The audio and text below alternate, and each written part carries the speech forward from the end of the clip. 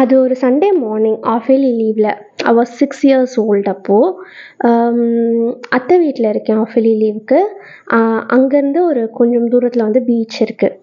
And பக்கத்துலேயே வந்து ஒரு கொஞ்சம் 2 ஸ்டாப்ஸ் தள்ளி வந்து என்னோடய ஆத்தா வீடு, அம்மாவோட அம்மா வீடு. அங்கே வந்து எங்கள் மாமாவுக்கு அப்போ தான் பாப்பா பிறந்து ஒரு 1 இயர்க்குள்ளே இருப்பான்.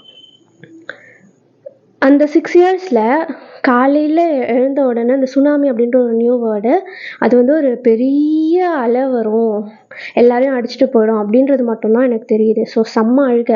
என்னை வந்து எப்படியாவது கூப்பிட்டு போங்க அப்படின்னு சொல்லிட்டு எங்கள் அப்பாவுக்கு ஃபோன் பண்ணி வர வச்சு ஐ வாஸ் டூயிங் சம்திங்.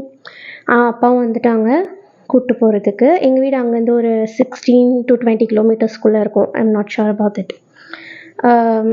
போகும்போது பக்கத்தில் பாப்பா மட்டும் போய் கூப்பிட்டு போயிடலாம் அப்படின்ட்டு. அந்த சின்ன வயசில் 6 வயசில் எனக்கு அதான் தோணுது. பாப்பா ஏதாவது ஆகிடும், பாப்பாவுக்கு ஏதாவது ஆகிடும், அவனை தூக்கிட்டு போயிடணும் அப்படின்னு சொல்லிட்டு. ஆனால் எப்படி கொடுப்பாங்க? பாப்பா ஆப்வியஸ்லி கொடுக்க மாட்டாங்க. எனக்கு போகிறோம். அங்கே ரோடு எப்படின்னா, ஒரு 1 கிலோமீட்டருக்கு வந்து பீச் இருக்குன்னா ரைட் கட் பண்ணால் நம்ம வந்து அந்த லேண்ட் அந்த இதில் போயிடலாம். அந்த பீச் கல்லாம் இருக்குது. அந்த கொஞ்சம் தூரம் போய் ரைட் கட் பண்ணால் வி கேன் கோ. அந்த இடத்துல ஒரு ஸ்கூல் இருக்குது. Beach, road, school. அங்கே வந்து இந்த கட்டுமரம்லாம் இருக்கும்ல, அதோட கட்டெல்லாம் வந்து தூக்கி அடிக்குது. அந்த அலை, அந்த கடல் சீற்றம் சொல்லுவாங்களே, அந்த மாதிரி இருக்குது, தூக்கி அடிக்குது. we have to cross that. நான் லிட்ரலி அந்த 6 வயசு பைக்கில் முன்னாடி உட்காந்து இப்படியே பேனு பார்த்துட்டு இருக்கேன். இதுதான் வந்து எனக்கு சுனாமியோட நான் ரிமெம்பர் பண்ணுற திங். மொத்தமாக போட்டையெல்லாம் அடிக்கலை, பட் அந்த கட்டை அது இதுன்னு சொல்லிட்டு அந்த தூக்கி அடிக்குது. அந்த ஸ்கூல் மேலே போய் படுறத வாஸ் லுக்கிங் அட் இட். எங்கள் அப்பாவுக்கு என்ன தோணுச்சுன்னு தெரில, அவருக்கு அட்வென்ச்சர் ரொம்ப பிடிக்குமோ என்னமோ, என்ன பண்ணிட்டாரு, கட் பண்ணி போகாமல் அந்த பீச் ரோட்லேயே போகலாம். ஆக்சுவலாக பீச் ரோட்லேயே போயிட்டுருக்காரு. எனக்கு செம பயம், கத்துறேன், அலறேன், கண்டுக்கவே மாட்டுறாரு. அதெல்லாம் ஒன்றும் ஆகாது சொல்லிட்டு அசால்ட்டாக கூப்பிட்டு போயிட்டு இருந்தார்.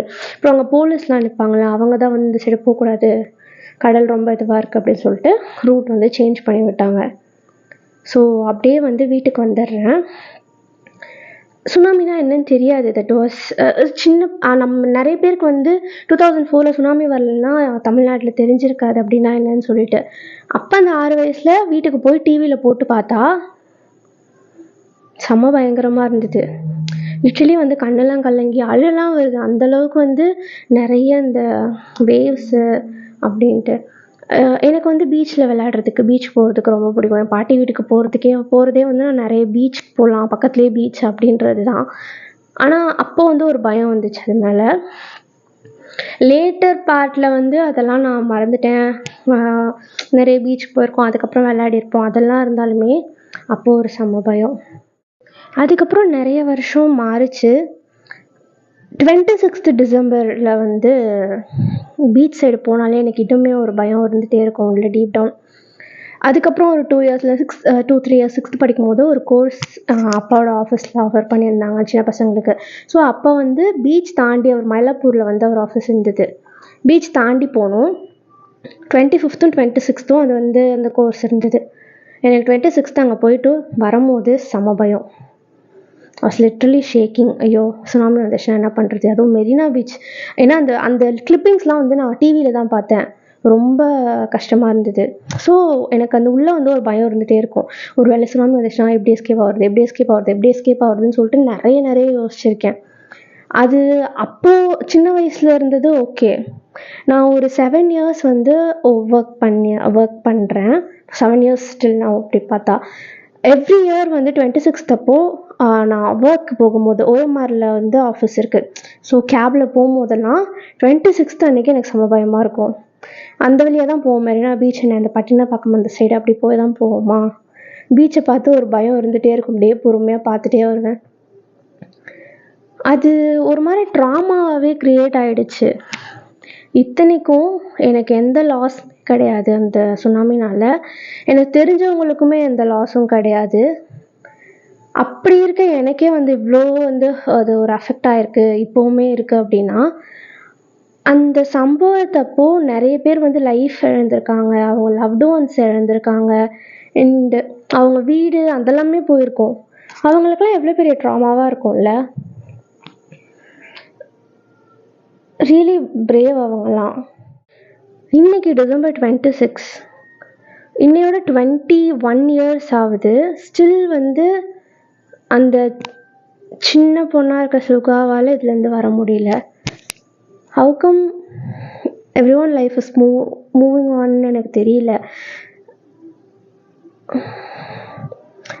ரியலி பிரேவ் தான். அண்ட் அந்த சம்பவத்தப்போ வந்து லைஃப் இழந்த எல்லாருக்குமே வந்து rest in peace. And loved ones இழந்த எல்லாருக்குமே வந்து so brave, hats off to you.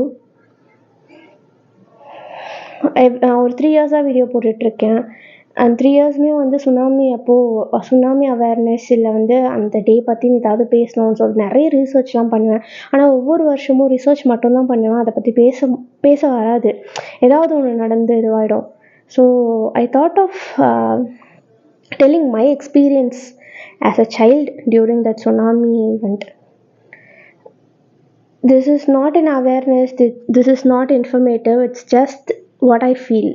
நேற்று கூட நான் பீச் போயிருந்தேன். மைண்டில் ஓடிட்டு இருந்தது சுனாமி தான். ஒரு வேளை இப்போ சுனாமி வந்துச்சுன்னா நம்ம எப்படி எஸ்கேப் ஆகும் அப்படின்றது மட்டும்தான். இது but I like beaches. Correct, ரொம்ப பிடிக்கும், போவேன். அங்கே இருக்கிறதுக்கெலாம் நல்லாயிருக்கும். பட் அந்த டீப் டவுன் வந்து அந்த ஒரு குட்டி அந்த இது இருந்துகிட்டே தான் இருக்குது. So I just shared my experience. இதே மாதிரி உங்களுக்கும் ஏதாவது சுனாமி பற்றின எக்ஸ்பீரியன்ஸ் இருந்ததுன்னா மறக்காமல் ஷேர் பண்ணுங்கள். Let the world know unknown pain. Bye bye.